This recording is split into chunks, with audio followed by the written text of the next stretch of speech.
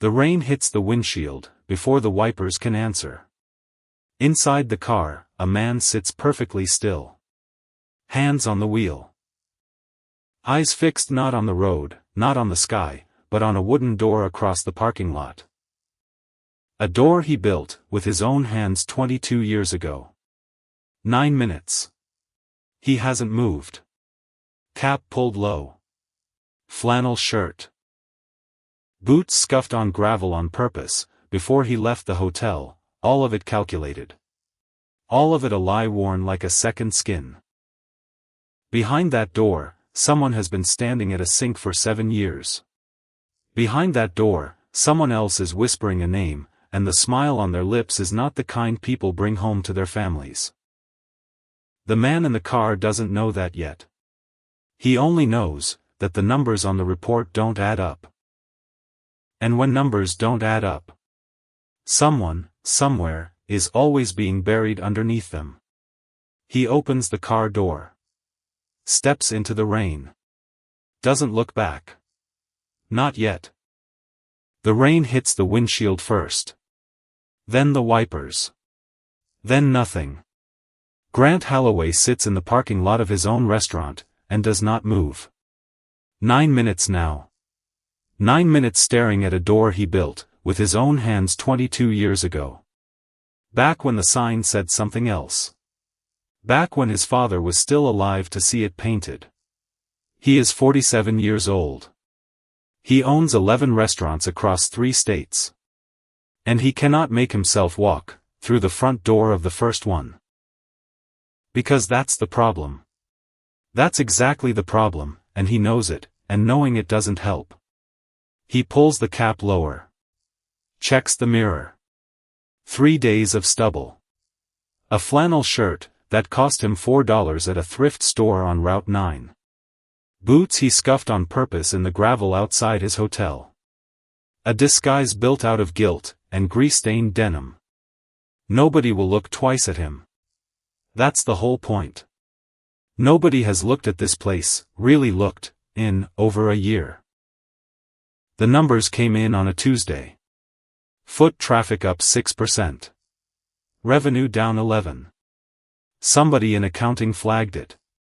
Called it a rounding anomaly. Tried to bury it in a footnote. Grant doesn't do footnotes. Grant does spreadsheets, until 2 in the morning, alone, in a house too big for one man, until the numbers stop making sense in a different way than they used to. 11% of nothing is nothing. 11% of something is a leak. And leaks don't fix themselves. So here he is. Cap down. Collar up. About to walk into his own diner like a stranger. The bell over the door still has that crack in the second chime. His father used to say it sounded like a held breath. Grant never understood that until right now. Pushing the door open. Stepping into the noise, and the grease smell, and the clatter of a Tuesday lunch rush, that doesn't know its owner just walked in. Nobody looks up. Good. That's good. That's the disguise working. Except it doesn't feel good. It feels like standing at your own funeral in a rented suit. Table for one. A young woman. Name tag says Priya. Doesn't look up from her order pad. Pen already moving. Already somewhere else in her head. Counter's fine, Grant says. Roughens his voice on purpose. Drags it through gravel. He settles onto a stool at the far end. Best seat in the house, if you're trying to disappear. Full view of the registers. Full view of the kitchen pass. Full view of everything that made this place run, once, back when he used to actually be here. The lunch rush moves around him like weather. Waitresses cutting between tables. A line cook barking ticket numbers. The register chiming, steady, as a heartbeat, and just as easy to ignore, until it stops. That's when Grant sees him. An old man. Bent slightly at the shoulders, the way a tree bends, after 50 winters of wind, from the same direction. White hair, thinning, combed back with water instead of product. Standing at the dish station in the back corner. Sleeves rolled to the elbow. Forearms red from hot water. Everyone else in the kitchen moves fast. Frantic fast.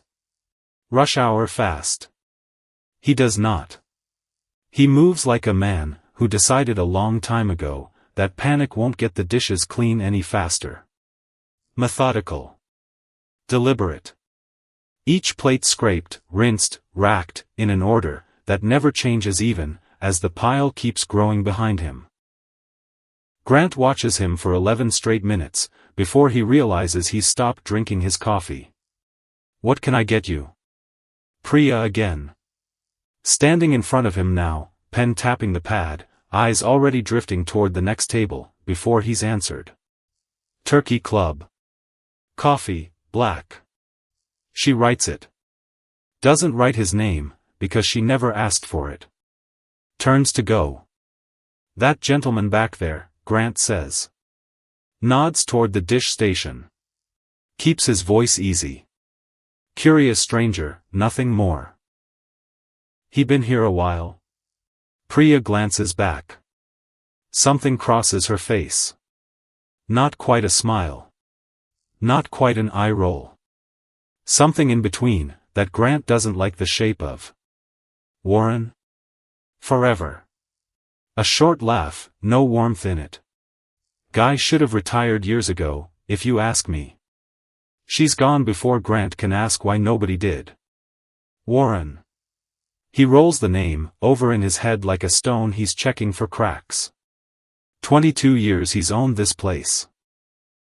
And he does not recognize the name of the man who has apparently been standing at that sink for who knows how long. That should embarrass him more than it does. Or maybe it embarrasses him exactly the right amount. And that's the problem.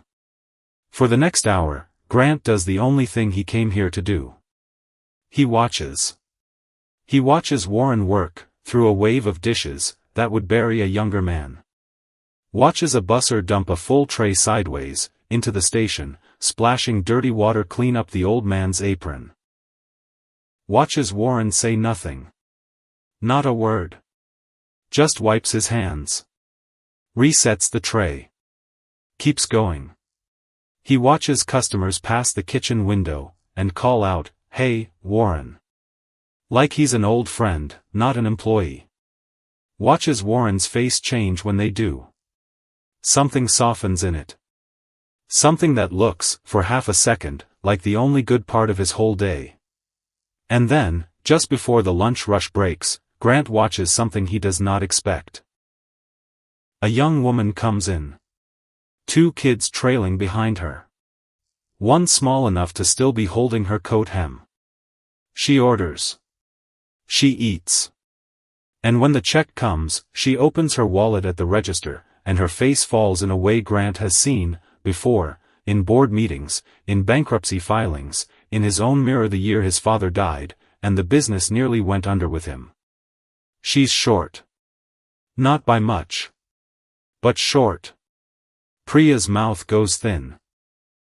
She calls over the second cashier. Grant doesn't catch his name yet, just clocks the buzz cut, the smirk, the way he leans against the counter like the floor owes him something, and the two of them talk in low voices, while the woman's face goes red, and her kids go quiet. The way kids go quiet, when they understand something is wrong, before they understand what. Grant's hand tightens on his coffee cup. Then Warren looks up. He doesn't have to be asked. Doesn't wait to be waved over. He just sees it, the way you see rain starting, and reacts before it fully lands. Dries his hands on his apron. Crosses the kitchen. Says something too quiet for Grant to catch. Slides a folded bill across the counter to Priya, without making a show of it. Without making the woman feel 1 ounce smaller than she already feels. The relief on her face is instant. Real. She thanks him 3 times on her way out, kids in tow, and Warren just nods like it's nothing. Like it's Tuesday. Which, Grant realizes, it is. Which means this has happened before. That's the third time this week. The buzz-cut cashier. Talking to Priya, low, but not low enough. Old fool's gonna go broke saving strays, he says, and Priya laughs, actually laughs, a short ugly sound, and says something back, that Grant doesn't catch, because his ears are still ringing, with the first part. Third time this week. Grant looks at the old man's back. At the water-stained apron. At the hands moving, through soap and steam like they've forgotten how to stop. A manager crosses the floor, harried, clipboard in hand, name tag reading Renata, and walks right past the whole exchange, without seeming to notice it happened at all. 2 years ago Grant approved her hire, from a resume he barely skimmed. He remembers none of her face. He remembers the salary line item. That's what 22 years does. Turns people into line items. His sandwich comes. He eats half of it. He does not taste any of it. For the rest of the afternoon, Grant does not leave the counter. He watches Warren stay well past what should be the end of a shift, scrubbing down corners of the kitchen nobody assigned him, and nobody will thank him for. He watches him cover a shortfall twice more, once for a teenager, whose card gets declined, red-faced and stammering, and once for an elderly man, who counts his change 3 times like the numbers might change, if he just tries hard enough. Each time, Warren appears. Each time, he pays. Each time, he vanishes back, into the steam like it never happened. Why does he do that? Grant asks it out loud, before he means to. Asks the man on the next stool, gray-haired, weathered, working through a slice of pie, with the unhurried patience of someone, who has nowhere else he needs to be. The man glances toward the dish station. Something in his face goes gentle. Warren. A pause, like the name itself needs a moment of respect, before the rest comes out. Lost his wife about 5 years back. Cancer. Wiped out everything they had. Another pause. Won't take charity himself. Proud man. So instead, he just gives it to everybody else. Easier for him than needing it, I suppose. Grant doesn't say anything. Can't, for a second. Name's Gordon, the man says, sticking out a hand. Mets. Been coming here longer than some of the paint on these walls. Appreciate that, Grant says, shaking it, giving nothing else away. Gordon nods toward the kitchen. They don't make M like Warren anymore. Breaks my heart, some of these kids talking about him the way they do. Man's arthritis is getting worse, you can see it in how he moves by the end of a shift, and he still won't slow down. Still won't ask for help. Grant looks at Warren's hands. Really looks. Sees, now that he's looking, the way the fingers don't quite straighten all the way, when he sets a plate down. The way he shakes out his wrist between racks, quick, like he doesn't want anyone catching him doing it. Nobody's catching him. Nobody's looking. Except Grant. Grant is looking now, and he can't stop. At 5 o'clock, the dinner shift starts filing in. Warren should clock out. Should have clocked out an hour ago, if Grant is reading the schedule board right. Instead, he pulls on a second pair of gloves, and starts on the grease traps, a filthy, thankless job that Grant vaguely remembers is supposed to belong to the closing crew. Warren. Go home. Renata again. Coat already on. Keys in hand. Trying, in her tired way, to sound like she means it. Jake called in sick again, Warren says, not looking up, from the trap. Somebody's gotta do it. Don't mind staying a bit. Renata sighs. Doesn't argue. Grant gets the distinct impression this exchange has happened before. This exact one. These exact words. On some other Tuesday, that looked just like this one. He watches Renata leave. Watches the weight in her shoulders, as she goes, like she's carrying something heavier than her coat. And that's when he notices them. Buzzcut and Priya, huddled at the far end of the counter, heads bent close, voices drop to a register just above silence. Grant can't hear the words. He doesn't need to. He's spent 20 years in boardrooms watching people plan things they don't want overheard, and the body language is the same everywhere, the glances toward the door, the little smirk one of them can't quite hide, the way they keep checking the room like they're counting witnesses instead of avoiding them. They keep glancing toward the dish station. Toward Warren. Something cold moves through Grant's chest. He doesn't have a name for it yet. He will, soon. Priya breaks away first. Crosses to the register. Frowns at the drawer like it personally offended her. Calls Buzzcut over. Grant still doesn't know his name, files it away, as a thing to fix, and the two of them make a show of counting it out. Twice. Slow. Loud enough to draw a couple of nearby tables. We're short again, Buzzcut announces. To the room.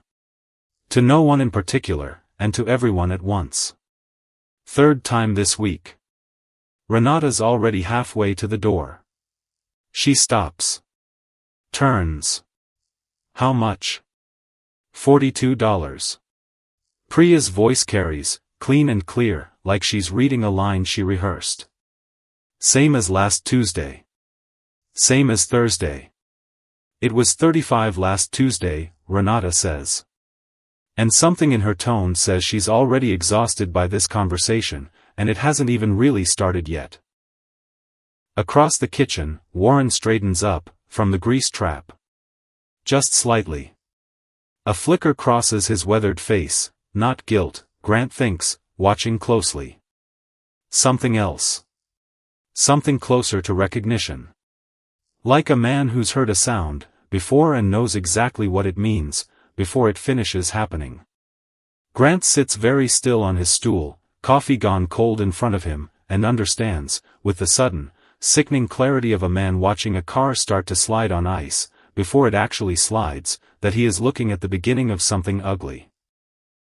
An old man stands alone at a sink, unaware that two of his coworkers have already decided, somewhere in a conversation Grant hasn't heard yet, that he is expendable. Grant Holloway came to his own diner today looking for a leak in his numbers. He found something else. Something worse.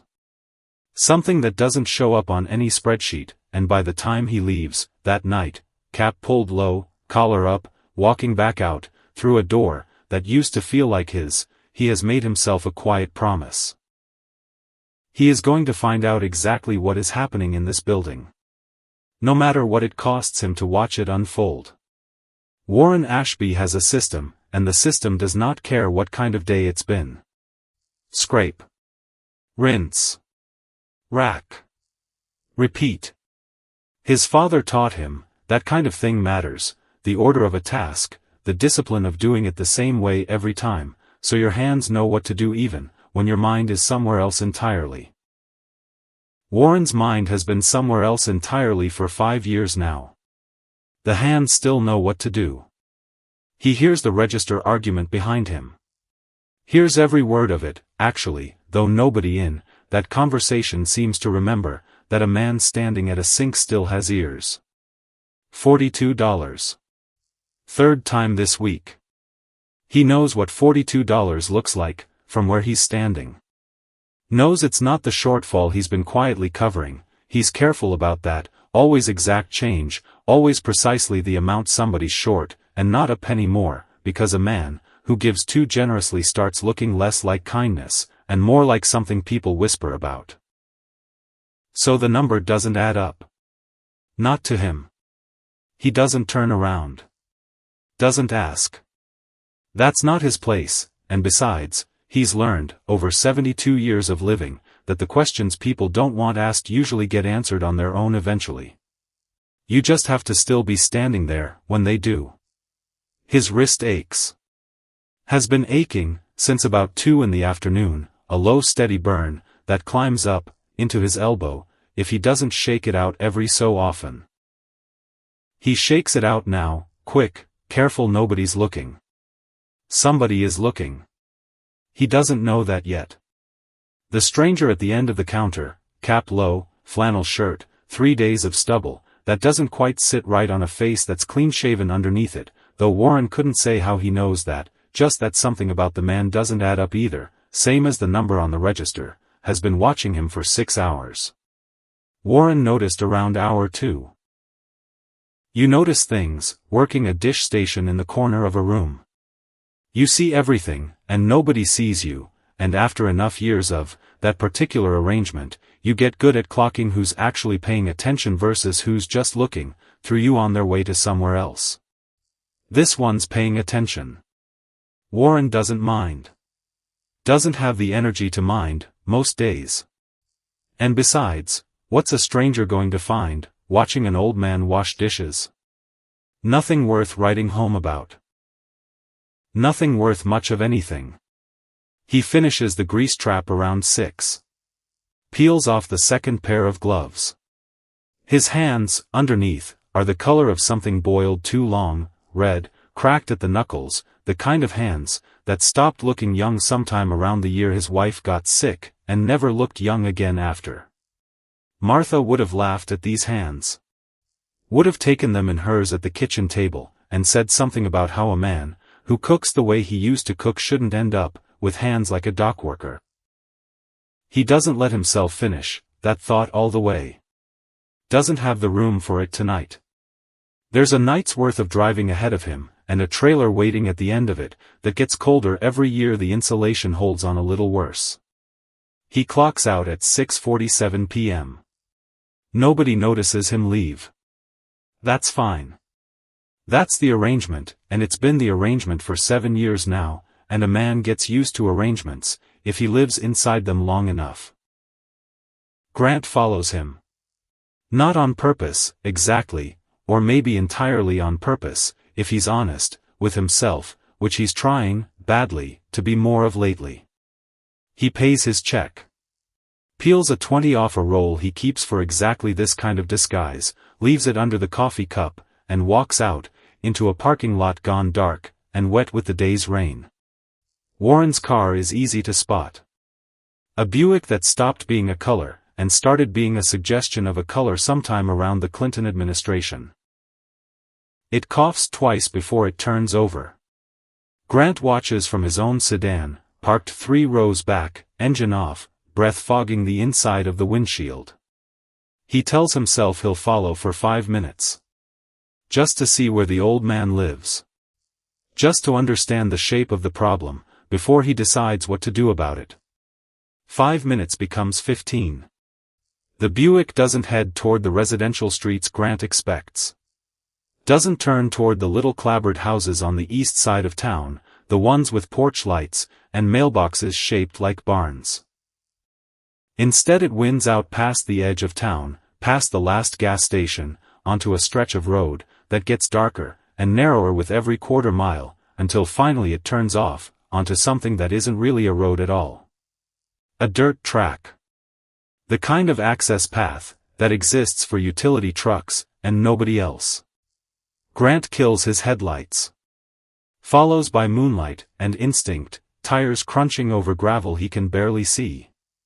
The Buick stops behind a stand of trees, half hidden, tucked into the shadow at the back edge of what Grant slowly realizes, with a lurch in his stomach, is his own restaurant's back lot. Behind the dumpsters. Behind the delivery entrance. Practically invisible from the road, unless you know exactly where to look. There's a trailer back there. Small. Old. The kind of thing that stopped being new sometime before Grant was born, its aluminum siding gone the color of a bruise healing wrong, one window boarded over with a sheet of plywood gone soft at the edges, from years of weather. Warren parks.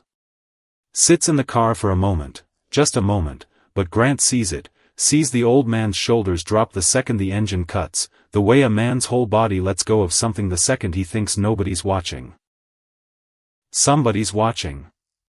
Warren climbs 3 wooden steps that look like they might not survive another winter. The door sticks. He has to put his shoulder into it, has to lean his whole weight against a door that shouldn't require that kind of effort from a man with arthritis climbing into his 70s. A single bulb flickers on inside. Yellow light through a gap in a curtain that doesn't quite cover the window. Grant sits in his car in the dark and does not move for a long time. He tries to remember the last time he thought about where his employees slept at night. Tries, and fails, and the failure sits in his chest like something swallowed wrong. 22 years. 11 locations. A company his father built out of nothing, out of a single diner, and a philosophy that used to mean something: treat the people who work for you like family, treat the people who eat here like they matter. And somewhere along the way, Grant let all of that get buried under expansion plans, and investor calls, and quarterly targets, and now there's a 72-year-old man, with a dead wife, and bad arthritis sleeping in a trailer 40 feet from the back door of Grant's own restaurant, and Grant didn't know. Didn't know. And worse, didn't ask. He starts the car. Drives home slow, headlights cutting through rain that started up again, soft and steady, the kind that doesn't announce itself so much as it simply arrives and stays. He doesn't sleep that night. Doesn't try very hard to. Warren doesn't sleep well either, though for different reasons. His back aches from the dish station. His wrist throbs in that particular way, that means tomorrow's going to be worse, before it's better. And there's a letter on the little fold-down table by his cot, that he's been not reading for 3 days now, because he already knows what it says, and reading it again won't change the words. 60 days. That's what the county notice said. 60 days for the whole trailer park to clear out, before the land goes to whoever bought it, some development company, with a name that sounds like it was generated by a computer trying to sound trustworthy. 60 days. Warren doesn't know where 60 days takes him. Doesn't much like thinking about it, if he's honest, which is why he hasn't told anyone at the diner. Why he hasn't told Christine either, 3,000 miles away in a life he's worked very hard to make sure she never has to worry about. He keeps a photograph of her by the cot. Her and her husband, a Christmas from 4 years back, the last time he flew out, before the flights got too expensive to justify, before the excuses started needing more effort than the visits would have taken. She thinks he manages the place. That's the story he tells her, has told her for going on 6 years now, and it's not exactly a lie, not the way Warren tells it to himself at 2 in the morning, when the wind gets into the gaps around that boarded-up window. It's more like a kindness. A small one. The only kind he's got much of left to give these days, and he's decided, somewhere along the way, that giving it to his daughter matters more than giving it to himself. He picks up the second photograph instead. The older one. Black and white gone soft at the corners, a young man in a chef's coat standing in front of a restaurant that doesn't exist anymore, grinning like the whole world was still ahead of him. Warren doesn't look at that one very often. Doesn't like what it does to his chest, when he does. He sets it face down on the table. Turns off the light. Lies in the dark, and listens to the wind find its way, through gaps he's patched 3 times already, and will have to patch again come morning, and somewhere underneath the ache in his wrist, and the cold coming up, through the thin mattress, he thinks, not for the first time, and not with any real bitterness, just a kind of tired, quiet honesty. I used to be somebody who mattered here. He falls asleep, before he can decide whether that's still true. The next morning, Grant is back, before the diner opens. He didn't plan to be.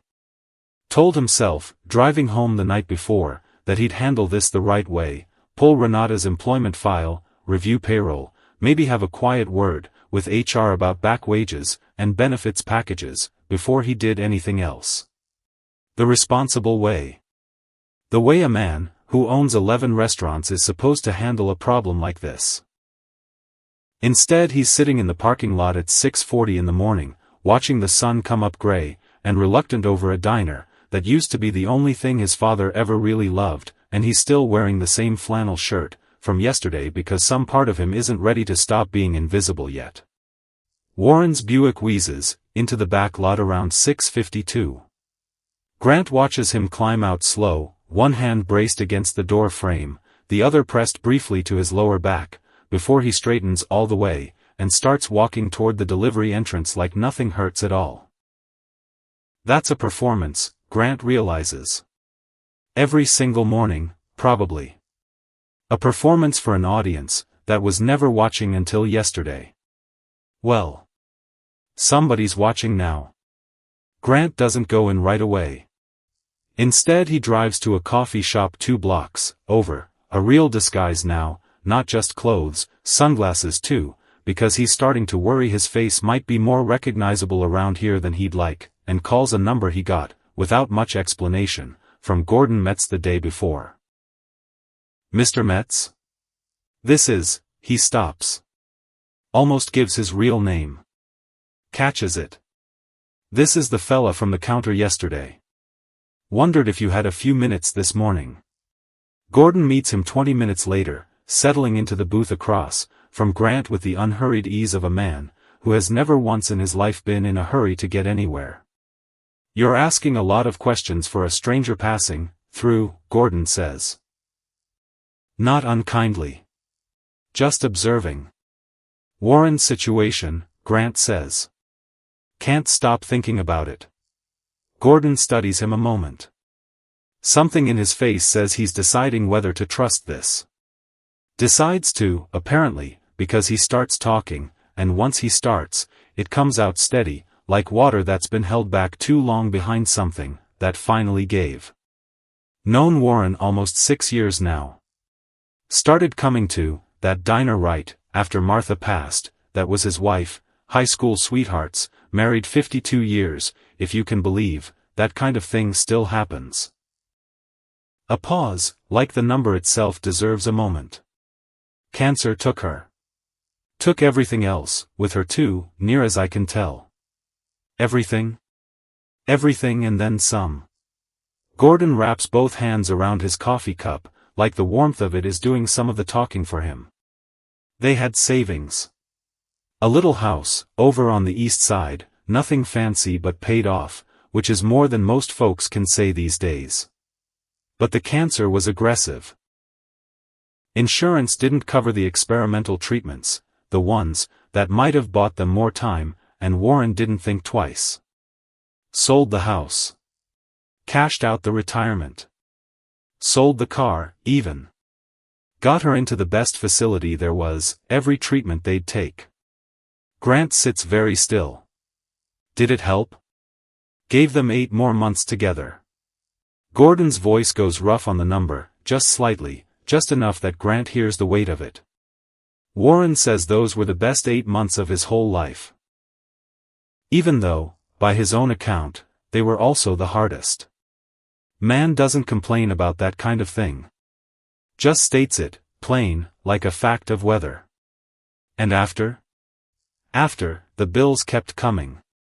Man refused to declare bankruptcy, said a debt was a debt, and he'd pay every last penny of it, if it took him the rest of his life. So he took the dishwashing job. Only place that'd hire a 70-year-old, with arthritis and no food service experience. Gordon shakes his head slowly. Works harder than men half his age. Always has. The trailer, Grant says. Best he can afford? Gordon's eyes narrow slightly, surprised, maybe, that this stranger already knows that detail, but he nods anyway. Best he can afford, while still making payments on what's left of the medical debt. And sending something to his daughter, too, even though she doesn't know how bad it really is. He makes sure of that. Sends her pictures from the diner, tells her business is good, lets her believe he's managing the place instead of scrubbing pots in the back of it. Grant looks down at his coffee. Doesn't say anything for a long moment. There's more, Gordon says, quieter now. That trailer park, it's getting sold. Developers. Residents have got 60 days to clear out. Warren hasn't told a soul at that diner. I only know because I happened to see the notice nailed up out there myself, driving past one evening. Where's he supposed to go? Gordon shrugs, helpless in a way that says he's turned this question over plenty of times himself, and never landed anywhere good. No idea. Rent in this town's gone through the roof. His daughter's been calling more, from what I understand, begging him to move out to be with her. He won't do it. Why not? Because the people at that diner are his family now, Gordon says simply. And the folks he helps, the ones coming up short at the register, the ones he covers, without a word, he says helping them gives him a reason to get up in the morning. Even when he's got precious little left to give. Especially then, maybe. Grant sits with that for a long moment. The coffee shop hums around them, someone's espresso machine, someone's laughter 2 tables over, the ordinary noise of a Wednesday morning, that has no idea what it's carrying. Thank you, Grant says finally. For telling me all this. Gordon studies him again, that same careful look from before. You gonna do something about it? Or just carry it around feeling bad? Grant doesn't answer right away. When he does, his voice comes out steadier than he feels. I'm going to do something about it. He goes back to the diner for the morning rush, same booth as the day before, same cap, same collar. The restaurant fills up around him in its familiar rhythm, regulars claiming the same seats they claim every day, a couple of laptop workers colonizing the corner booth, the smell of bacon and burnt coffee grounding the whole room in something ordinary. Warren is already at his station, when Grant sits down. Moving a little slower than yesterday, Grant notices. Rubbing his wrist more often. But moving all the same, scrape and rinse, and rack, the discipline of it unbroken even, as the body underneath it keeps asking for something it isn't going to get.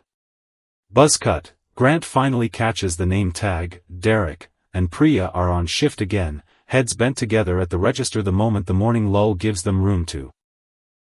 Grant orders coffee, and a slice of pie, more prop than appetite at this point, and unfolds a newspaper he bought specifically to hide behind. It works better than he expects. People stop noticing a man reading a newspaper almost immediately, the way they stop noticing furniture. So anyway, Derek says, leaning against the counter near Priya's register, voice pitched low, but not nearly low enough. I checked. Old man Warren's been here 7 years. Can you believe that? 7 years washing dishes. Pathetic. Priya snorts. What's pathetic is how he keeps covering for these deadbeats, who can't pay their own bills. Like that woman yesterday. Playing the hero, with what, his social security pennies? Derek laughs.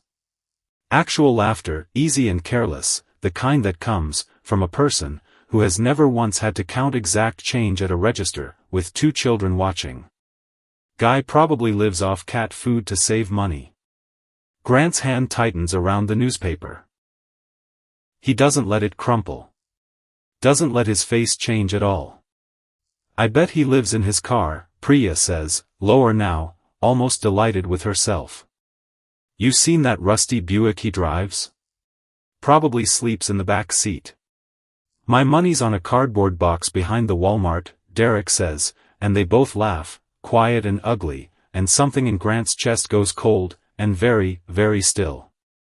Either way, Priya continues, and her voice drops further, until Grant has to strain to catch it. Over the clatter of the kitchen, he's becoming a problem. Renata's starting to notice the register discrepancies. Grant goes rigid behind his newspaper. So here's what I'm thinking, Derek says, and now his voice has changed, not the easy cruelty from before, but something more careful, more deliberate, the tone of a man laying out a plan he's proud of. We know Warren's been slipping money into the register when customers come up short. But Renata doesn't know that. All she sees is the numbers not adding up. Priya's eyes light with understanding. Grant can hear it in the way her breath catches, the small delighted intake of a person watching a puzzle click together. So if we just help those numbers not add up a little more, Derek continues, and make sure Renata catches him near the register at exactly the wrong time. She'll think he's been stealing, Priya finishes, barely containing something that sounds, God help her, like excitement. Grant sits very still. The newspaper doesn't move. His coffee goes cold in front of him, untouched, and something inside his chest, that used to be simple anger reorganizes itself into something colder, and much more precise. They aren't just mocking an old man behind his back. They are actively planning to destroy him. But why? The question sits in Grant's chest like a stone he can't swallow or spit out. Two young people, with their whole lives still mostly ahead of them, spending this much energy plotting the ruin of a 72-year-old dishwasher, who has never done either of them a single wrong thing. He turns a page of the newspaper. Doesn't turn his head. Listens. Because, Derek says, and there it is, the answer, arriving plain and ugly, and small, exactly the size of the thing that's been eating at him. I've got a cousin who needs a job. Young guy, twice as fast as Grandpa back there. If Warren's gone, I bring him in. We split the referral bonus. Plus, Priya adds, and her voice has gone almost gleeful now, I'm sick of watching him shuffle around like some charity case. It's depressing. And the way customers fawn all over him, oh, Warren, you're so kind, oh, Warren, you're such a saint, makes me want to puke. Tomorrow, Derek says, checking over his shoulder to make sure no one else is listening, Grant keeps his eyes fixed on a newspaper article about municipal zoning he will never remember reading. Renata's doing inventory. She'll be extra focused on the numbers. We make sure they don't add up, and we make sure Warren's the only explanation that fits. They seal it with a fist bump. Grant hears the small dull knock of knuckles, and something about the casualness of it, the way two people can agree to destroy a man's life, with the same gesture they'd use to celebrate a football score, makes his stomach turn over completely. A family walks in. The bell over the door rings its cracked second chime. Derek and Priya separate, faces rearranging instantly, into customer service pleasantness, like nothing at all just happened. Grant sits with his cold coffee, and his unread newspaper for a long time after that. Fury sits in his chest next to something worse, disappointment, deep and old, the kind that isn't really about Derek and Priya at all. It's about every choice that led him here. Every year he spent building instead of watching. Every quarterly report he read instead of walking through this door. He watches Warren finish out the morning shift. Watches him wince, once, when he bends to pick up a dropped fork, and straighten immediately after, like the wince itself was something to be ashamed of. Watches him quietly slip a few dollars to Priya, later, so a teenager's declined card doesn't have to become a scene.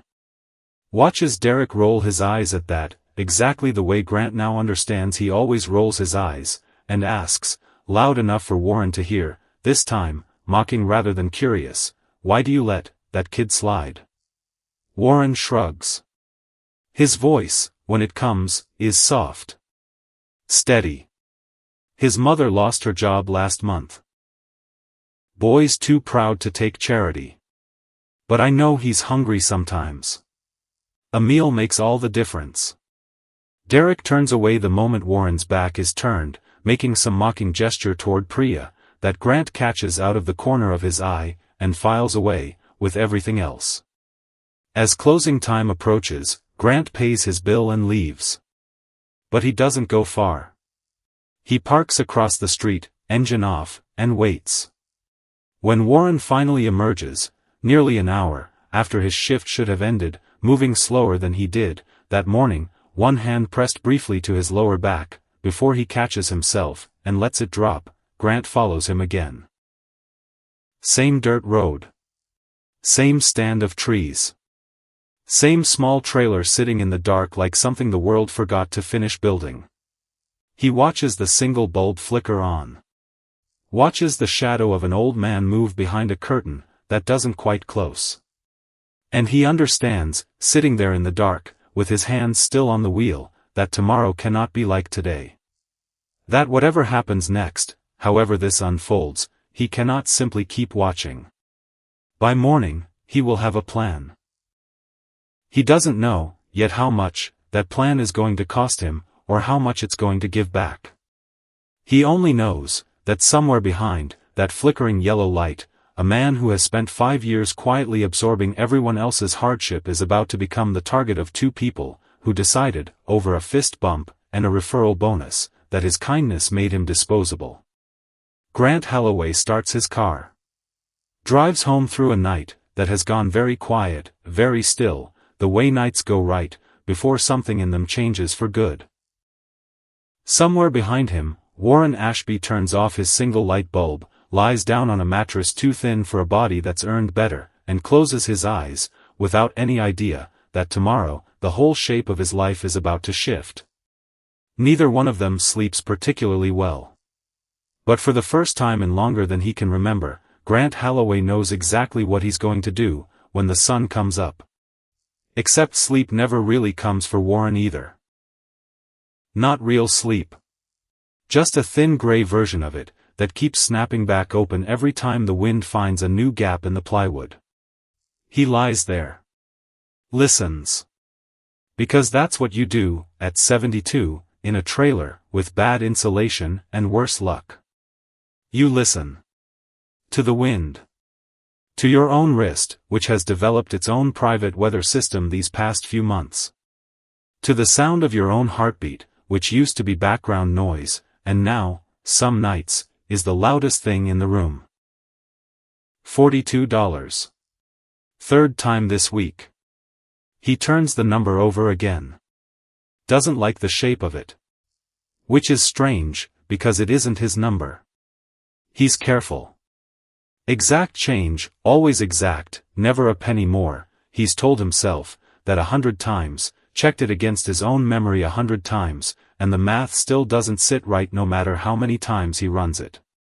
So somebody else's math is broken. Or somebody else's math was broken on purpose. He doesn't want to think that. Doesn't want to lie here at 11 o'clock at night building a case against two kids young enough to be his grandchildren. That's not who he is. Never has been. A man spends 5 years learning how to give quietly, he doesn't spend the 6th year learning how to accuse loudly.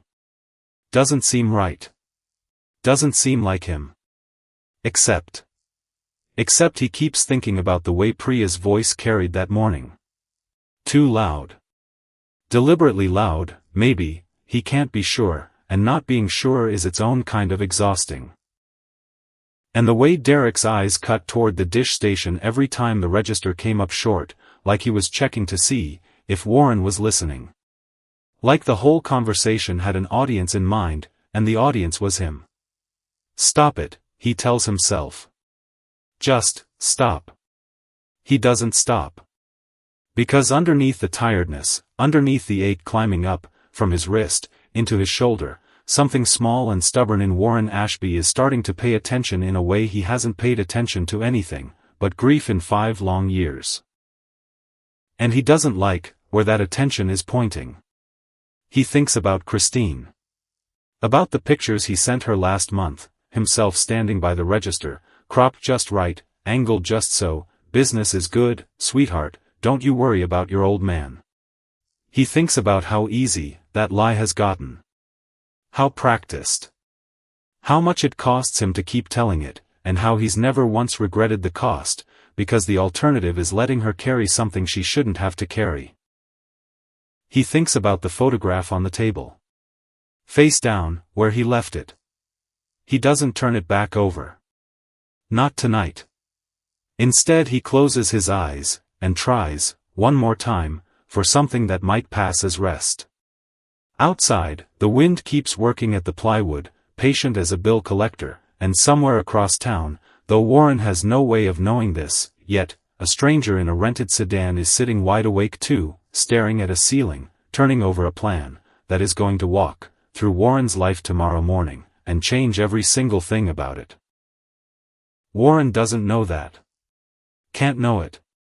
All he knows, lying in the dark, with his wrist throbbing, and his daughters lie sitting warm in his chest like something he's not sure is medicine or poison anymore, is that tomorrow is Thursday, and Thursday means another shift, another sink full of dishes, another chance to be useful to somebody.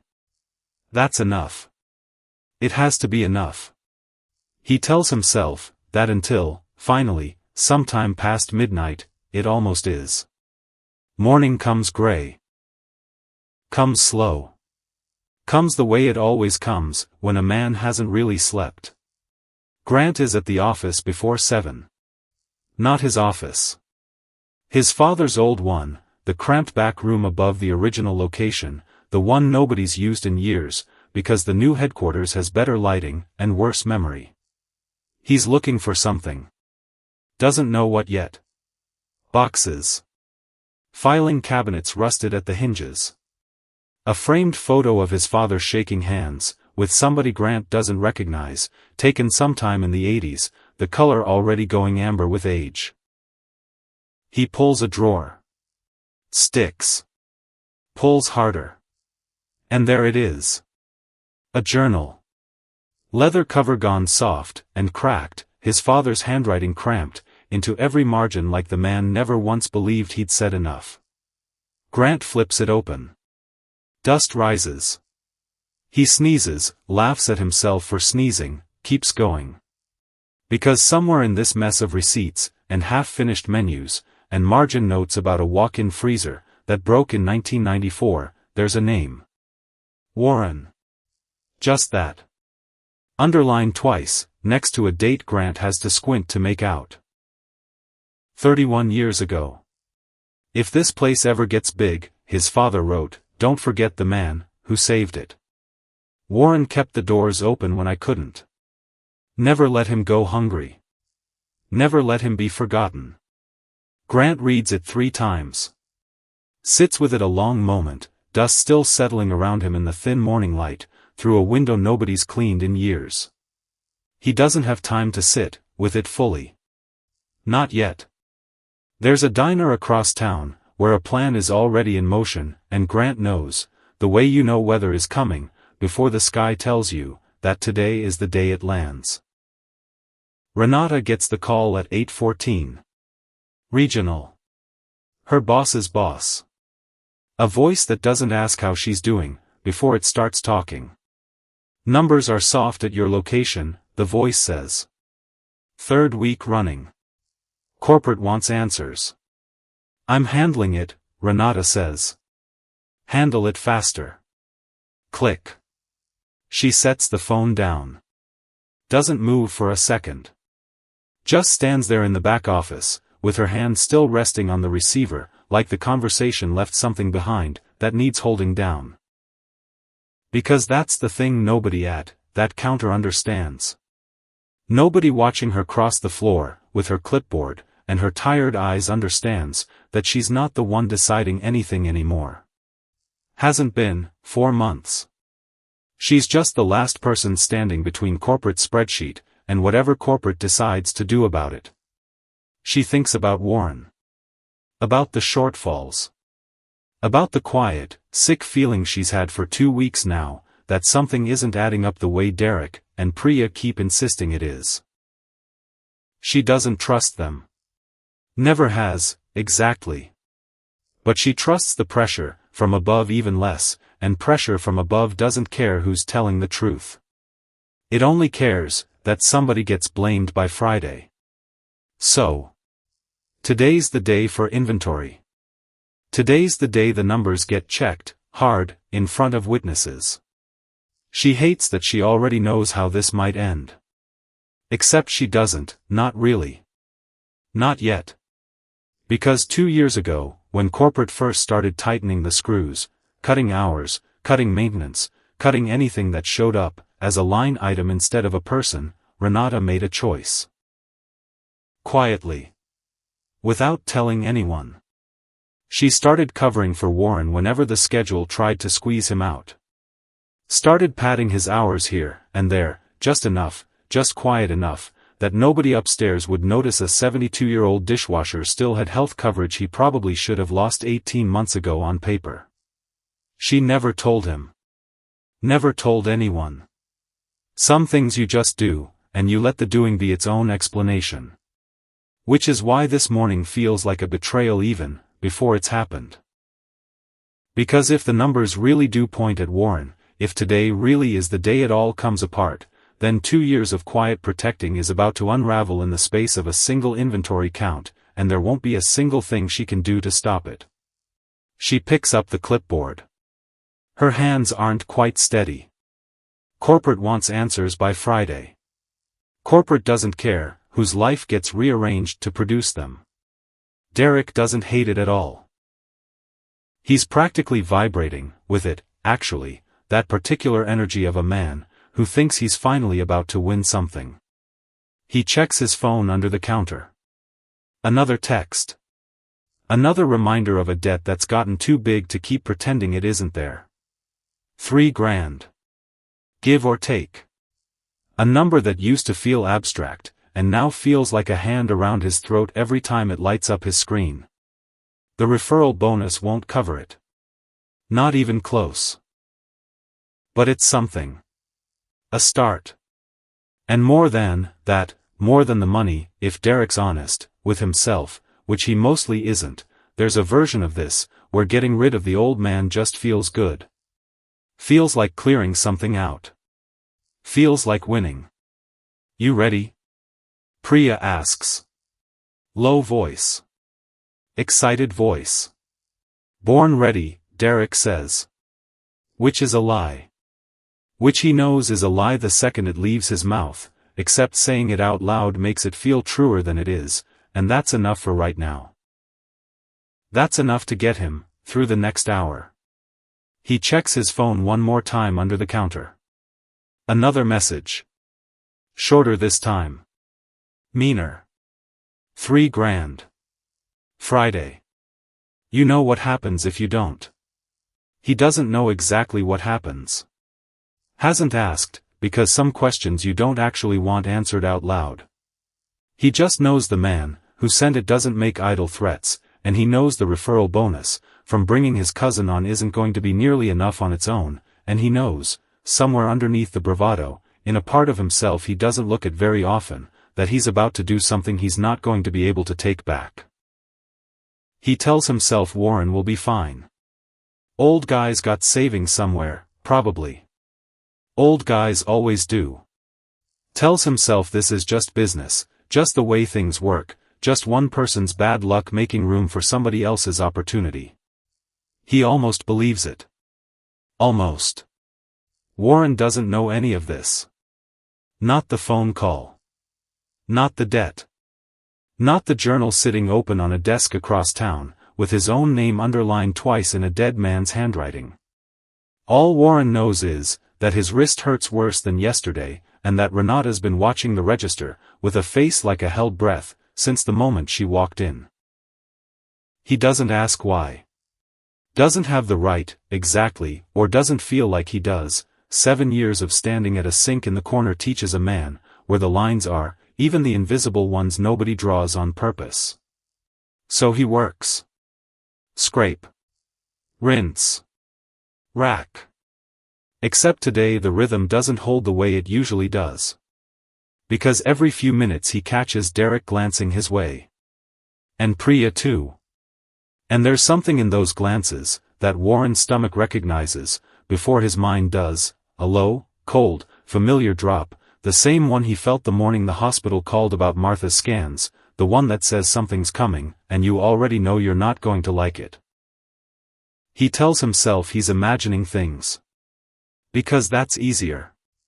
Because a man doesn't want to believe 2 kids he's shared a kitchen with for months could be building something ugly behind his back, out of nothing more than a debt, and a grudge, and a cousin, who needs work. So he pushes the thought down. Racks another plate. Keeps his hands moving, because his hands are the one part of him that still knows exactly what to do. He isn't imagining things.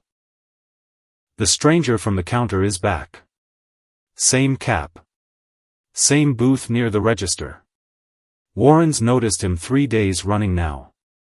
Notices him again today, in the gap between rinsing one rack and loading the next, and something about the way the man's watching, not the food, not the room, just him, just Warren, steady and unblinking, makes the old man's neck prickle in a way he doesn't have a name for. He doesn't have time to think about it. Not with the drawer coming up short again. "We're short," Priya announces, at 11:20, to the whole diner. Loud. Deliberately loud. Renata's already crossing the floor, before the sentence finishes. "How much?" $37. Priya's voice doesn't waver. Same pattern. Right after somebody was seen near the drawer, who shouldn't have been. Derek steps in smooth, right on cue. "I saw Warren over here about 20 minutes ago. Helping some woman out with her bill again." Which is true.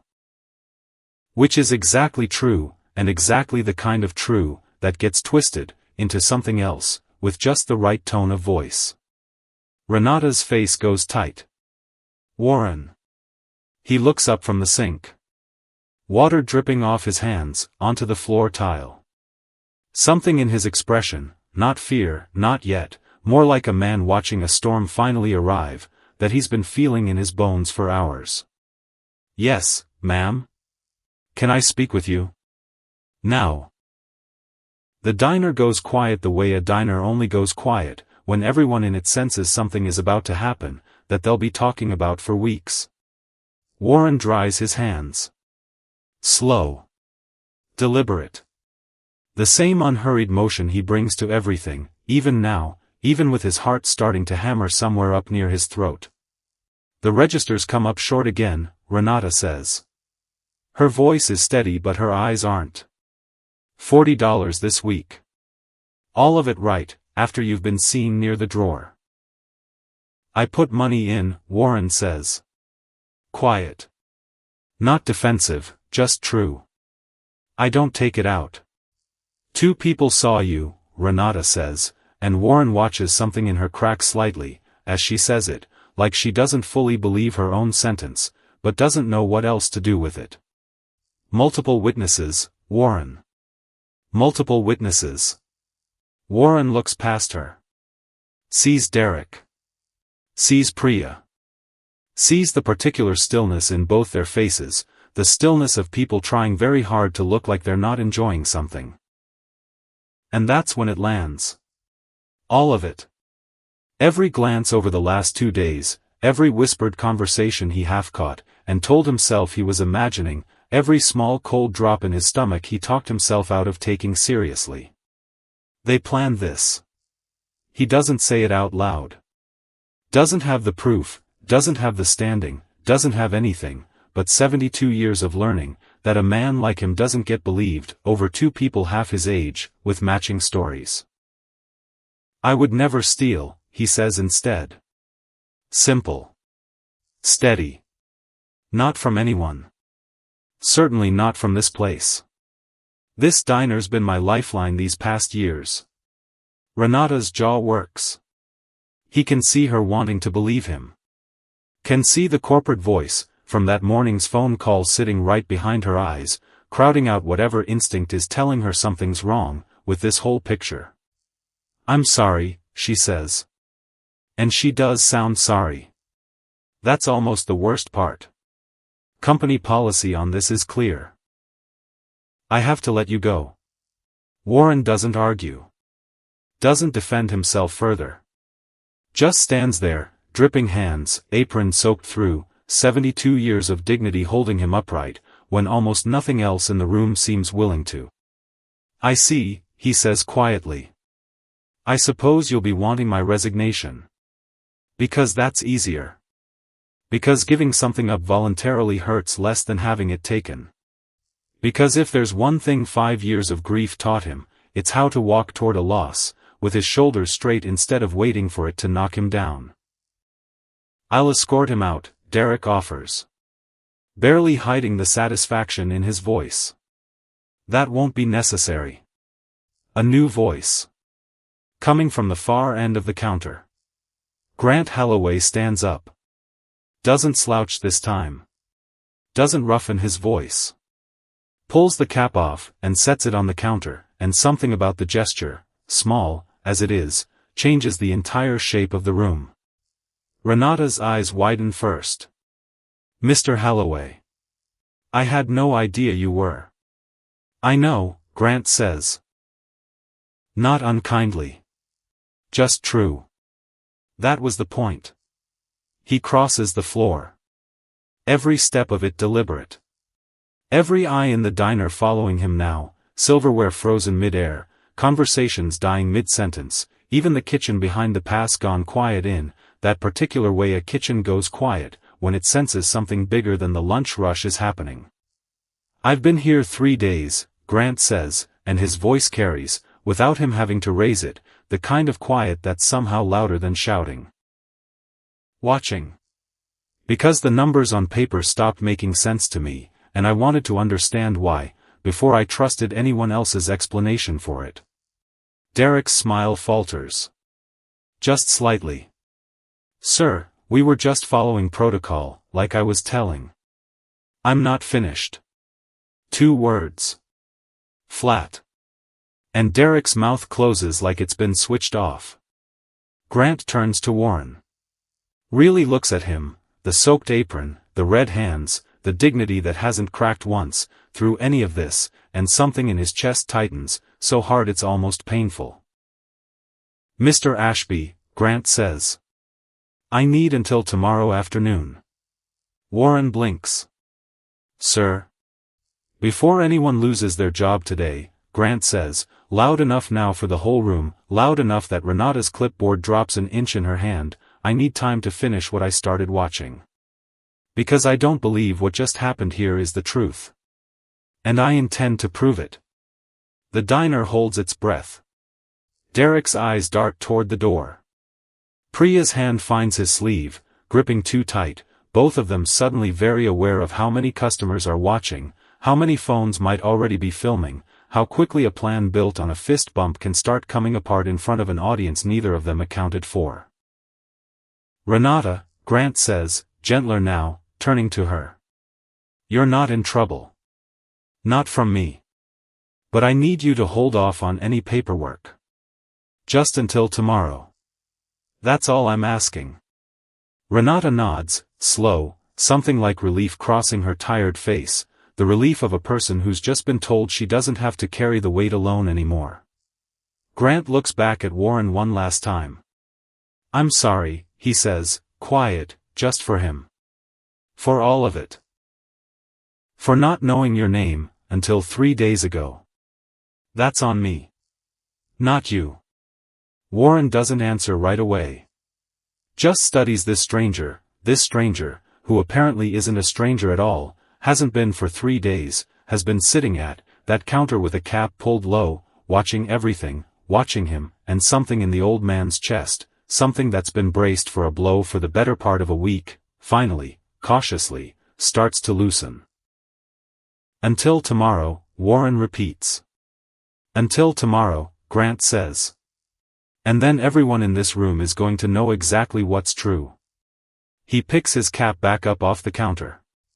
Doesn't put it on. Doesn't need to hide anymore. The diner doesn't go back to normal after that. Not really. Not for the rest of the day.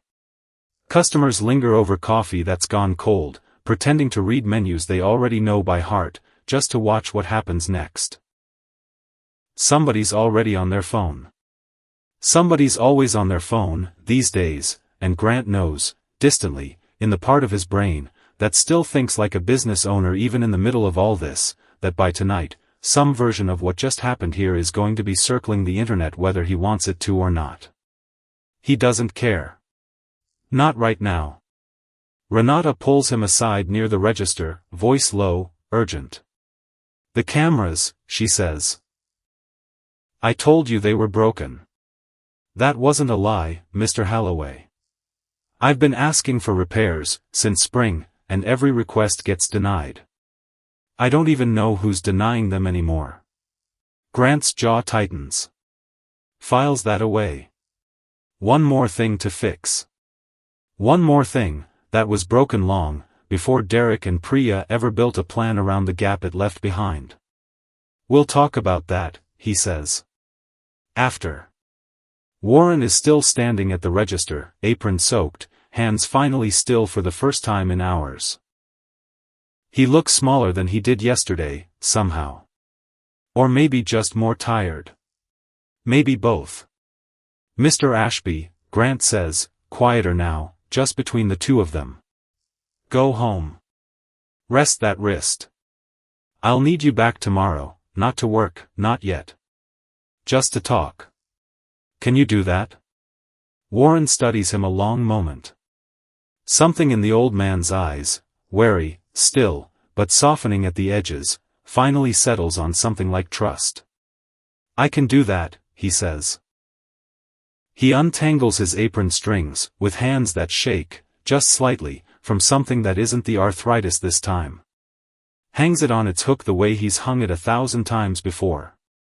Walks toward the door, without looking back at Derek, without looking back at Priya, without giving either of them the satisfaction of a reaction they were counting on, and are not going to get. Outside, the afternoon light is thin, and gray, the kind that makes everything look a little more honest than it usually does. Warren stands by his Buick for a moment, before he gets in. Doesn't start the engine right away. Just sits there, hands on the wheel, breathing. He doesn't know what any of this means yet. Doesn't know what Grant Holloway is planning, or what he's going to find, or whether any of it is going to change a single thing about the 60 days ticking down on that county notice back at the trailer. But something happened back there. Something he hasn't felt in 5 years, sitting in a diner, that used to just be a job, and is starting to feel, for the first time, since Martha died, like it might actually be something more than that. Somebody saw him. Really saw him. Not the version of him that customers thank on their way out the door, not the version his daughter believes lives 3,000 miles away managing a restaurant instead of scrubbing its pots, but the actual man. Tired. Proud. Still standing. He starts the engine. It coughs twice, before it catches, same as always, and Warren Ashby drives home, through streets gone soft, with early evening light, not knowing yet, that the next 24 hours are about to change absolutely everything he thought he understood about his own life. Grant learned something, that night that most men his age never bother to learn at all, that a promise made out loud, in front of a full room, has a way of costing more than the same promise made quietly to yourself. He's sitting in his father's old office at 11, that night, papers spread across a desk, that hasn't held this much weight in years. Because a man can own 11 restaurants, and still not understand what one day actually costs, until he's the one trying to fill it with proof. He thinks about Warren's face, when Renata said the word resignation. Thinks about how the old man didn't argue. Didn't raise his voice. Just accepted it, the way he's probably accepted every unfair thing that's ever landed on him, quietly, without complaint, because complaining has never once put food on anyone's table. Which is exactly the kind of thing that makes a man easy to blame. Which is exactly why the frame almost worked, for about 6 hours, until Grant stood up from that stool, and stopped pretending he was just a customer. He isn't going to let it work tomorrow either. He starts with the cameras. There's nothing to start with. That's the problem. Renata told the truth. The maintenance budget got quietly slashed some time back, buried under a line item that reads facilities optimization, the kind of phrase that means somebody decided cutting corners sounded better in a boardroom than it does in a diner, where an old man's whole life is about to hinge on whether a camera was working. So Grant goes further back. Pulls every register report, from the last 6 months. Every discrepancy. Every date. The pattern that emerges doesn't start 7 weeks ago, when Derek and Priya first started whispering at the counter. It starts 14 months ago. He sits back in his chair. Rubs his eyes. Looks again, because the first look feels like a mistake he wants to correct. It isn't a mistake. Small, recurring shortfalls. A pattern stretching back, over a year, long before Derek Munson was ever hired. Long before Priya, too, if the dates line up the way they seem to. So Derek and Priya didn't create this problem. They found it. Found a pattern already bleeding money, and decided, cheap, cruel, opportunistic, to pin the whole thing on the one person too proud, and too tired to defend himself. Somebody else has been taking money out of this restaurant for over a year. Grant sits alone in a dead man's office at midnight, and finally understands exactly where he needs to look next. The regional reports don't lie. Not on paper, anyway. Grant cross-references every location under his umbrella. Same software. Same vendor contracts. Same maintenance schedule that got quietly slashed across every single site that reports up through one man. Preston Voss. Grant stops. Reads the name twice. Feels something cold settle low in his stomach. Preston Voss has been regional director for 6 years. Preston Voss is the one who approved the camera cuts, location by location, always with some version of the same explanation: cost savings, corporate directive, nothing personal. Preston Voss signs off on every maintenance invoice that comes through this district, and somewhere in that signature, buried under 6 years of nobody asking questions, there's a shell vendor Grant's never heard of billing for repairs that, as far as the actual maintenance logs show, never happened. He pulls up the vendor. Ashford Facilities Group. There's no Ashford Facilities Group. Not really. Just a P.O. box and a bank account that, 3 clicks deep, into records Grant probably shouldn't be able to access this fast, traces straight back to an account, with Preston Voss's name on it. Grant sits in the dark for a long moment. Doesn't move. Doesn't breathe, quite. Because the whole shape of this changes now.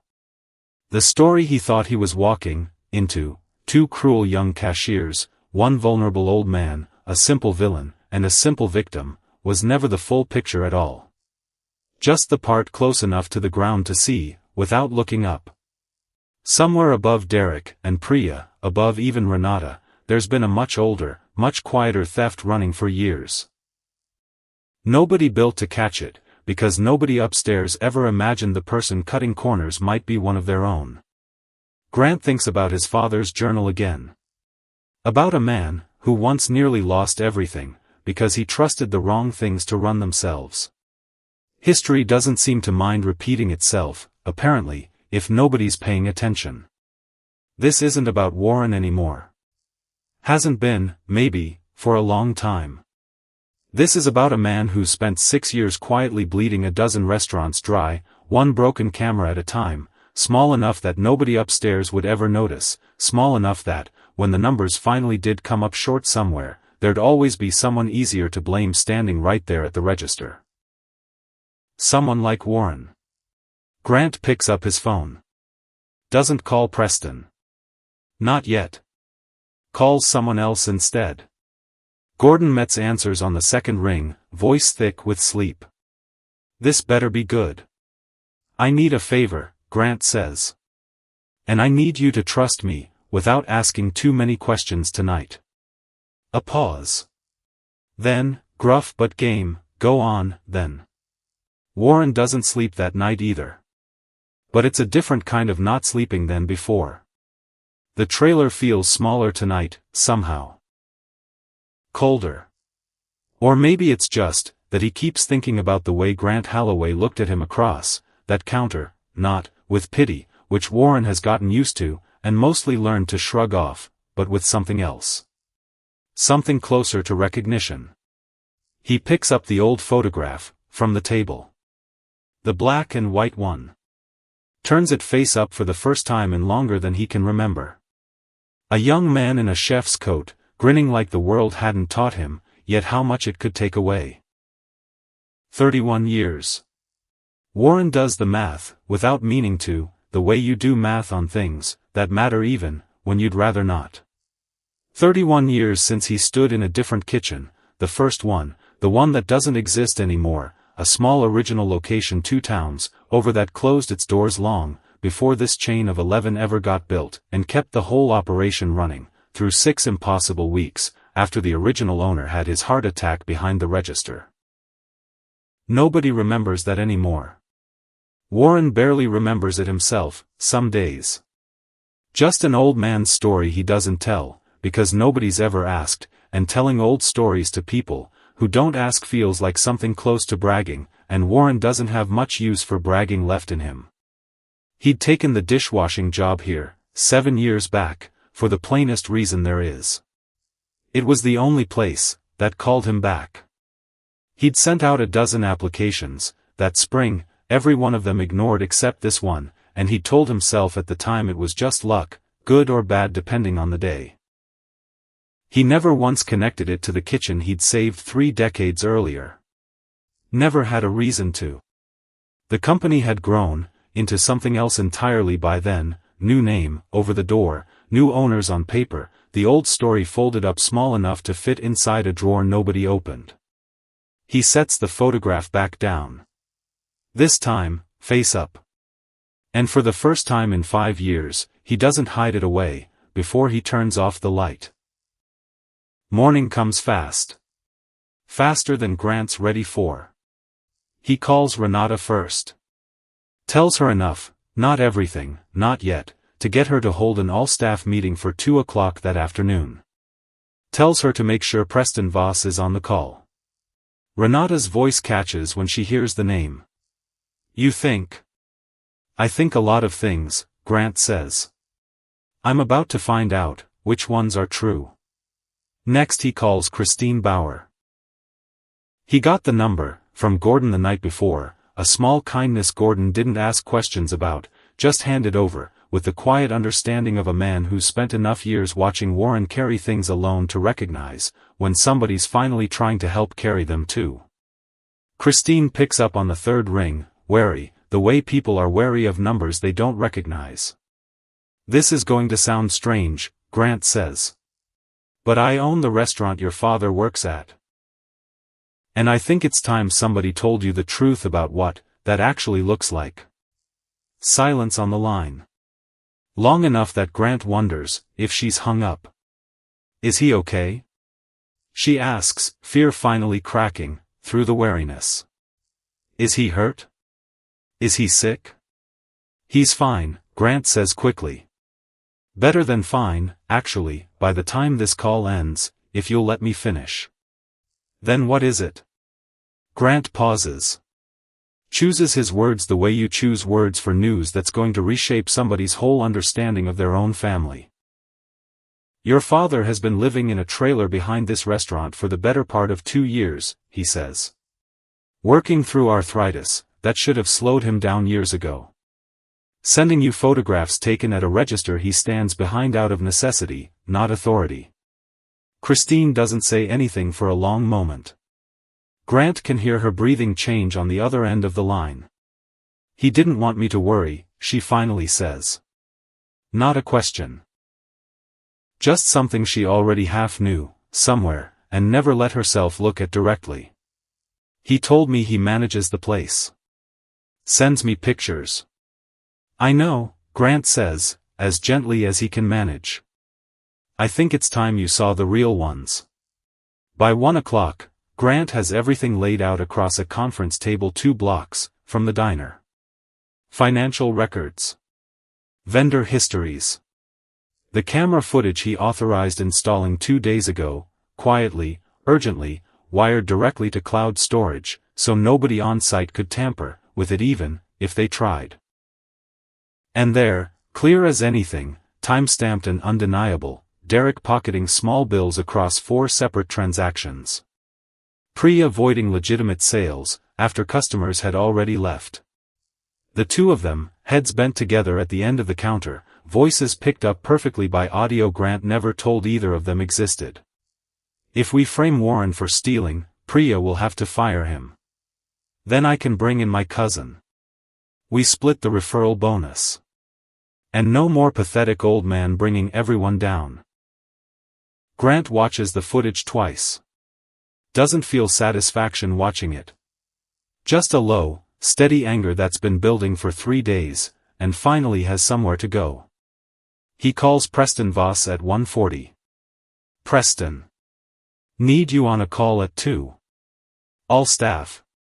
Location 1. What's this about? Preston's voice carries the particular smoothness of a man who's spent years never once sounding rattled. Facilities optimization, Grant says. Flat. Even. And Ashford Facilities Group. Silence on the line. Just long enough. I'll be there, Preston says. He isn't smooth anymore. Gordon Metz shows up at the diner at 1:30, exactly as promised, though nobody there, yet understands why an old man in a wind-worn jacket has taken up a seat near the front instead of his usual stool by the counter. He catches Warren's eye across the room. Doesn't say anything. Just nods, once, the kind of nod that means I know something you don't yet, and it's good. Warren doesn't know what to make of it. Doesn't have time to ask, before the room starts filling in around him, cooks still in their aprons, waitstaff pulled off the floor mid-shift, customers who came in for lunch, and are staying for something else entirely. Because word travels fast in a town this size. Because somebody's cousin works dispatch at the county sheriff's office, and somebody's neighbor saw 2 unmarked cars idling outside the diner an hour ago, and by the time 2 o'clock rolls around, half the block seems to have found a reason to be standing near the windows. Warren stands near the kitchen pass. Waits. Tries not to think too hard about what any of this means. Fails completely. 2 o'clock arrives, with the whole diner holding its breath for the second time in 2 days. Every employee from every shift crammed into the dining room, Renata near the front, Derek and Priya pulled aside earlier, and told, carefully, to stay put. Customers, too, word having spread overnight the way word does now, faster than truth can usually keep up with. Warren stands near the kitchen pass in a clean shirt Grant asked him to wear, uncertain what he's about to witness, uncertain why his hands won't quite stop shaking. Grant stands at the front of the room. Doesn't need a microphone. The silence does that work for him. 15 years ago, he starts, my father built this place on one idea. Treat the people who work here like family. Treat the people who eat here the same way. Somewhere along the line, I let that idea get buried under spreadsheets, and expansion plans, and quarterly targets, and I am not proud of how long it took me to notice. He looks at Derek. At Priya. 3 days ago, I watched 2 of my employees plan, in detail, to frame a coworker for theft he didn't commit. Because framing him was easier than earning a promotion. Because his kindness made him an inconvenience to a referral bonus. He plays the footage. The room goes electric, gasps, low murmurs, Renata's hand flying to her mouth, several regulars rising halfway out of their seats, before catching themselves. Derek's face drains of color in real time. Priya starts crying, before the clip even finishes, mascara tracking down cheeks gone blotchy with panic. That, Grant says, voice hard now, is the only theft that's happened in this building recently. The register discrepancies people have been blamed for started 14 months ago. Long before either of you worked here. He turns. Finds Preston Voss standing near the back, arms crossed, face carefully neutral in the particular way of a man rehearsing his own innocence. Preston. Ashford Facilities Group. Care to explain the payments? The room turns as one body. I don't know what you're implying, Preston says. Too fast. Too practiced. I'm not implying anything, Grant says. I'm telling you what the bank records show. 6 years of maintenance invoices for repairs, that never happened. Cameras cut across every location you oversee, right around the same time the shortfalls started. And a shell company, with your name 3 clicks deep in the paperwork. Preston doesn't answer. Doesn't need to. His face has already answered for him, and 2 men near the entrance, plain clothes, quiet, they're at Grant's request, since that morning, begin moving toward him, before he's finished not answering. How much did you take? Grant asks. Quiet now. Almost gentle, in the way a question can be gentle right before it isn't. I don't have to answer that, Preston says. No, Grant agrees. You don't. The bank records already did. Preston's composure finally slips all the way. You think this is easy? Running 11 locations off a budget corporate cuts every single quarter? Somebody has to absorb the difference somewhere. Somebody did, Grant says. His name is Warren. He absorbed it, with his own paycheck, out of his own pocket, for 7 years, and you let people believe he was the problem instead of the answer. Preston has nothing left to say to that. Nobody in the room does, either, for a long moment. You'll want to speak, with counsel, one of the officers says. Preston doesn't argue. Doesn't run, either. Just goes, pale and silent, past a room full of people, whose faces have all rearranged themselves around a single, dawning understanding. It was never Warren. It was never even Derek and Priya, not really, not the root of it. Just two people cruel, and desperate enough to build a small ugly plan on top of a much bigger one they never even knew existed. A woman near the back stands up, before anyone can stop her. That's the man, who covered my bill, she says, voice unsteady, pointing not at the arrest, but toward Warren by the pass. Twice. Never asked for anything back. Heads turn. Warren's face goes red, embarrassed by the attention in a way he's never quite gotten used to, even after 7 years of quietly deserving it. Mine too, someone else calls out. A teenager, near the counter, the one whose declined card Warren covered, without a word 2 mornings ago. Grant lets the moment breathe. Doesn't rush past it. Because some truths need a little room to land, before the next one arrives. That's exactly the point, he says finally. Everyone in this room already knew who Warren Ashby was. I'm the one who took 7 years to catch up. 2 more officers step forward for Derek and Priya. The room watches in silence, as they're led toward the door, Priya still crying, Derek's jaw tight, with a fury that has nowhere left to go. You can't do this, Derek says, low, to no one and everyone. Yes, Grant says. I can. They're gone before the bell over the door finishes its cracked second chime. Grant turns to Renata next. Watches her brace for something, the way she's clearly been bracing for something, from every authority figure in her life for longer than just this week. You told the truth about the cameras, Grant says. You've been protecting Warren for 2 years, without anyone asking you to. I know about the hours you padded. The coverage you quietly arranged. Renata's eyes go wide. I didn't think anyone. I should have known, Grant says. That's on me, not you. You're not losing your job today, Renata. You're getting a raise. And real authority to make the calls you've clearly already been making anyway, just without the title to back it up. Something in Renata's shoulders finally, fully lets go. And then Grant turns to Warren. The whole room turns with him.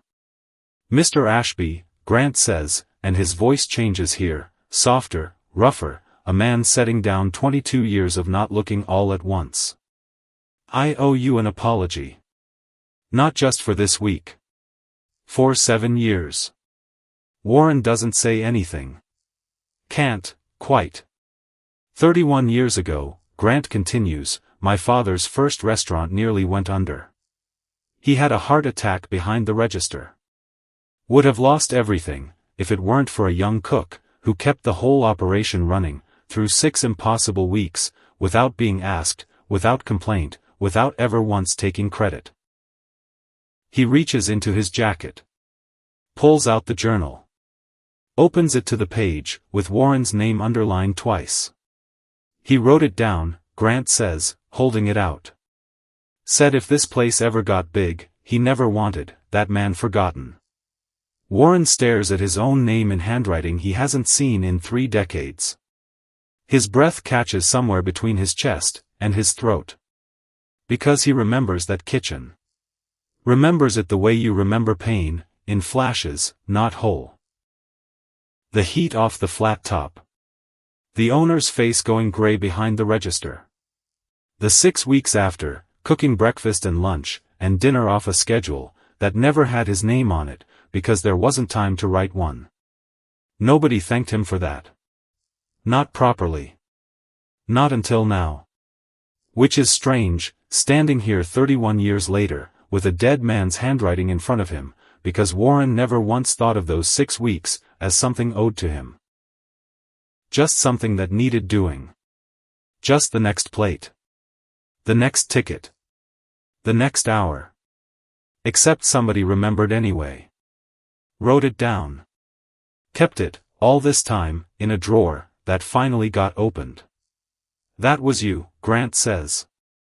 Wasn't it? Warren's eyes go wet. He doesn't trust his voice yet, so he just nods. I didn't know, Grant says. Not until 2 days ago.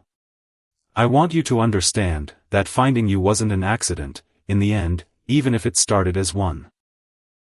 I came here, because the numbers didn't make sense.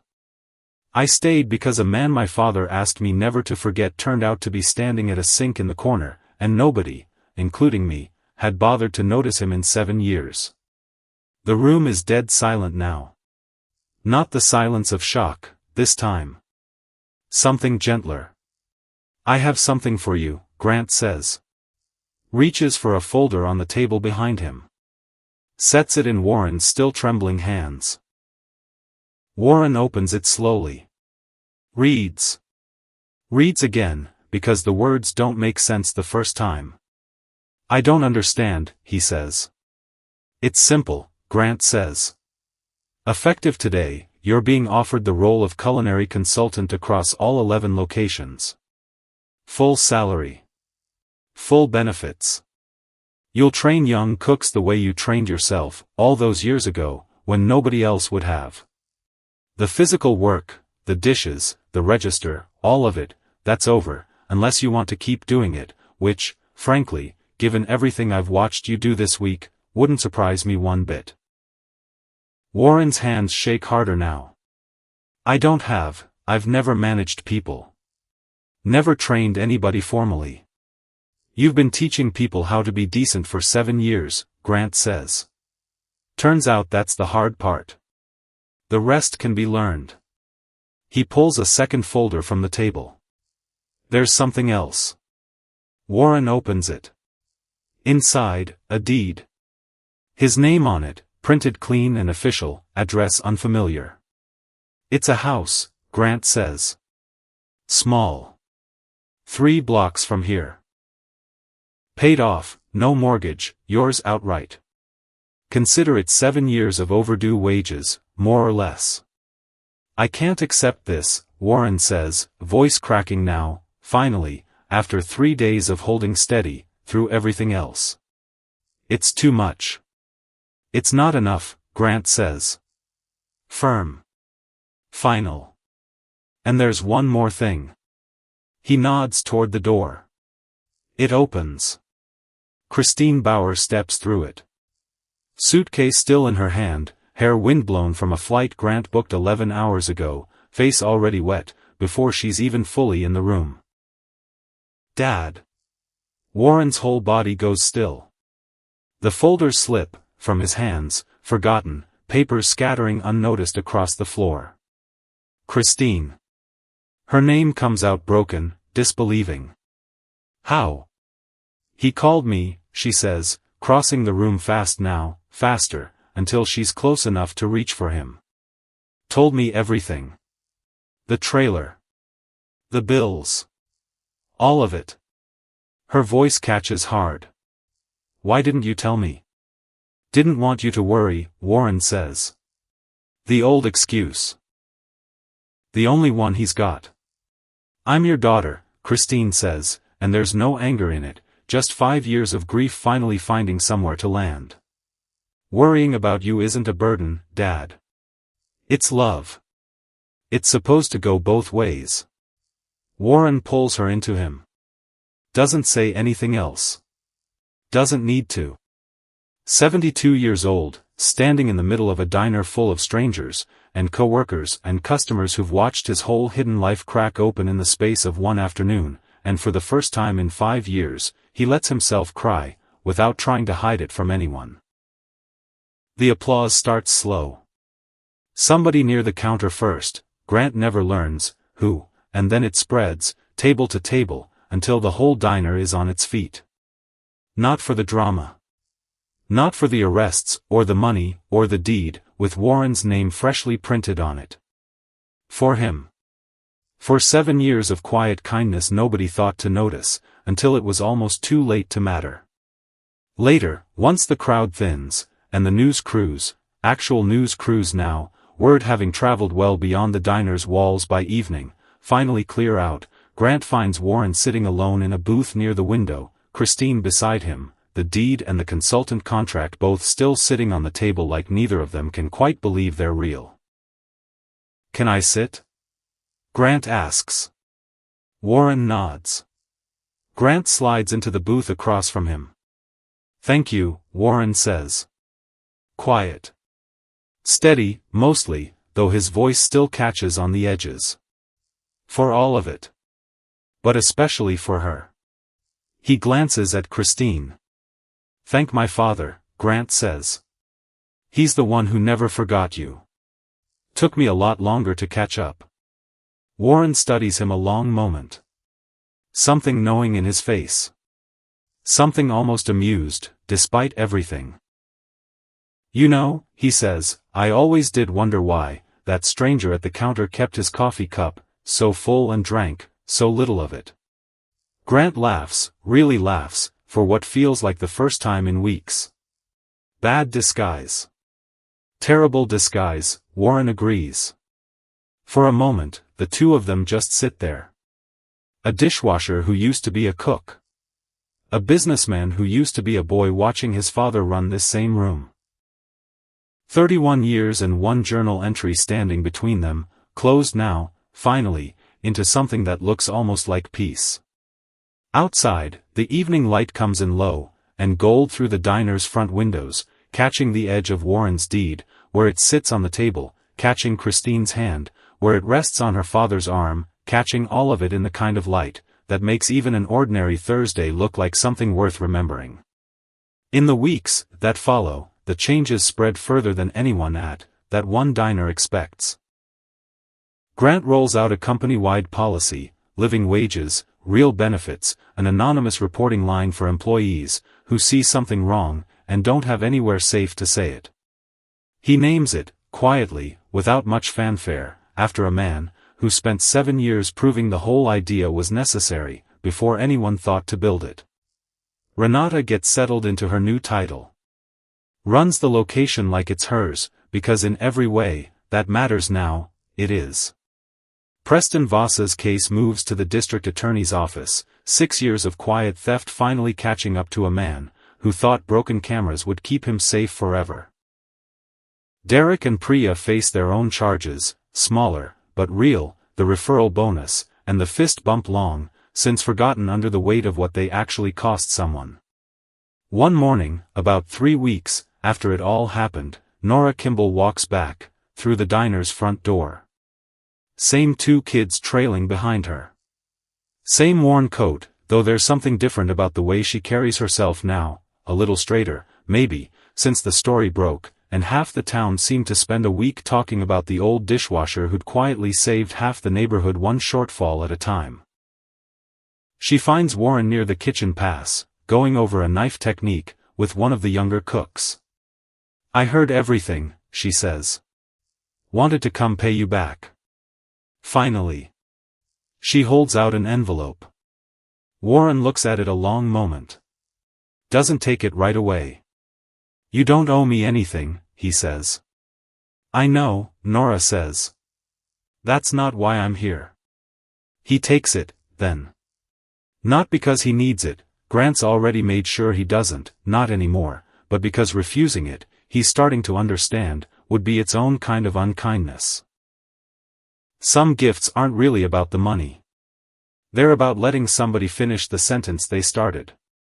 There's an idea, Grant says, appearing behind them, having overheard the tail end of it. What if we don't keep this? What if we start something with it instead? Warren looks at him, curious. A fund, Grant says. In your name, if you'll let us. For families coming up short, medical bills, hard months, whatever it is. Something bigger than one man's pocket, but built on exactly the same idea.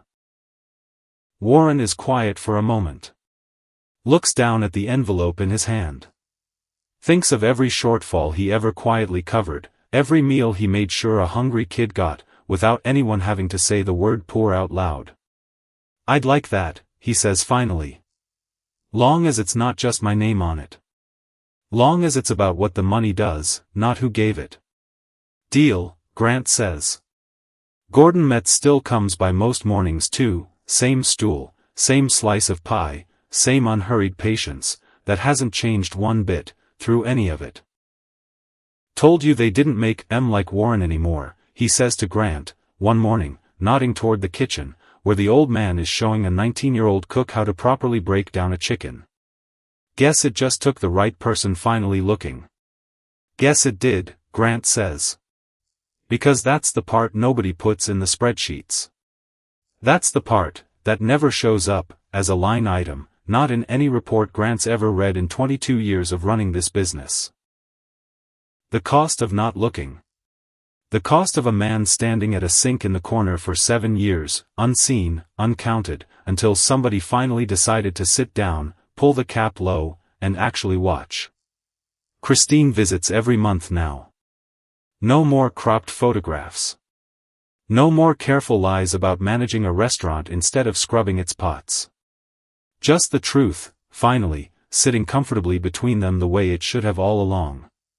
Some evenings, Warren stops by the little house 3 blocks from the diner, his house, the deed still sitting framed on the kitchen wall, where he can see it every morning, and he thinks about the photograph he used to keep face down on his old cot. The young man in the chef's coat. The trailer he doesn't live in anymore. He doesn't need to hide that photograph these days. He keeps it out. Right on the mantel, where the morning light finds it first, every single day, without him ever having to ask it to. Because a man, who spent 5 years believing his kindness made him invisible has finally learned, the hard way, the long way, the only way, that ever really sticks, that being seen was never the danger. Being forgotten was. And somewhere in a diner, that still has, that same crack in the second chime of the bell, over the door, a new dishwasher, 19 years old, still learning the rhythm of scrape, and rinse and rack, glances up one morning to find an old man watching him work. Not to judge. Not to hurry him along. Just watching, the way somebody once watched Warren, without him ever knowing it, patient and quiet, and paying closer attention than anybody in that kitchen has any reason to expect. You're doing that wrong, Warren tells him. Not unkindly. Just true. The kid stops. Braces for the correction the way young men brace for corrections, from old ones, like it's going to sting more than it needs to. Scrape first. Then rinse. Then rack. Warren picks up a plate to show him, hands steadier now than they've been in years, the ache in his wrist mostly gone, since the arthritis treatment Grant insisted on covering the moment the new benefits kicked in. Order matters. Man taught me that a long time ago, and he was right about most things. The kid nods. Tries it again. Gets it right this time. Small thing.